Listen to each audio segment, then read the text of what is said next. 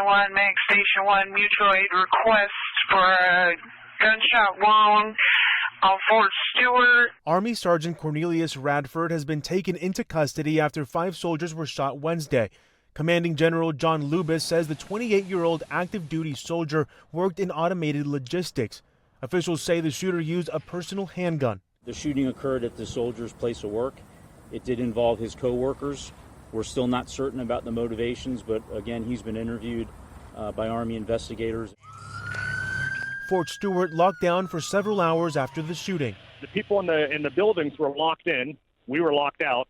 There was no one else there, and all you've seen and heard was the law enforcement whizzing by. I'm thinking World War III started while I was on the base. Fort Stewart trains and deploys active and reserve Army units and is home to the 3rd Infantry Division. This is heartbreaking. I mean, these are the folks that protect us. Brigadier General Lubis says he is grateful to the soldiers who jumped into action. Soldiers in the area that witnessed the shooting immediately and without hesitation tackled the soldier, subdued him, that allowed law enforcement to then take him into custody.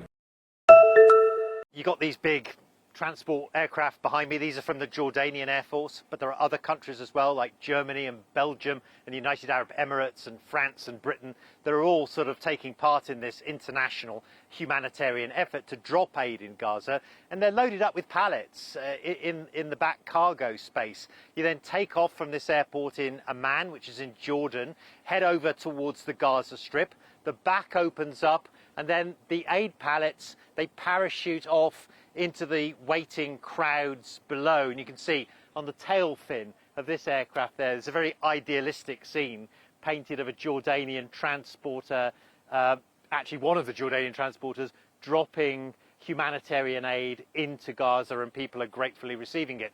The reality is much more chaotic, much more violent. Remember, there's an intense humanitarian starvation crisis underway in Gaza, and so people are absolutely desperate for any kind of food that they can get.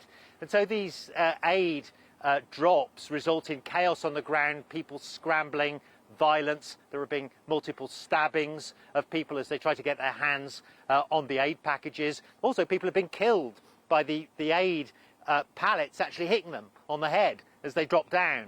And so look, this is a far from perfect means of delivering humanitarian assistance into that crisis zone. But having said that, there is intense starvation that's gathering pace in the Gaza Strip. And so today, for instance, we delivered 6.5 tons of powdered milk and tinned food to Gaza from the back of one of these Jordanian military transport planes. It's not much, it's nowhere near enough to tackle the hunger problems in Gaza, but it's better than nothing. And for some people in the Gaza Strip, it may make the difference between life and death.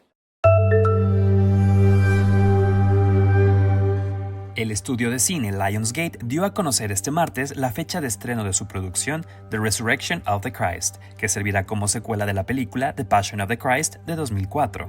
La cinta llegará a los cines en 2 partes. La primera entrega tendrá su lanzamiento el 26 de marzo de 2027, coincidiendo con el Viernes Santo, mientras que la segunda parte se podrá ver en cines el 6 de mayo de 2027, coincidiendo con la festividad cristiana del Día de la Ascensión.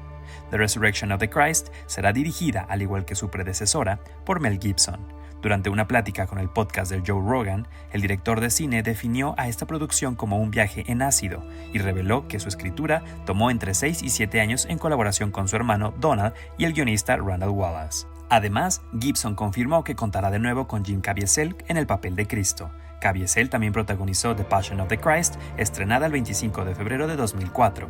De acuerdo con IMDb, la cinta, que recreó las últimas horas de Jesús de Nazaret hasta su crucifixión, recaudó más de $610 millones en taquilla.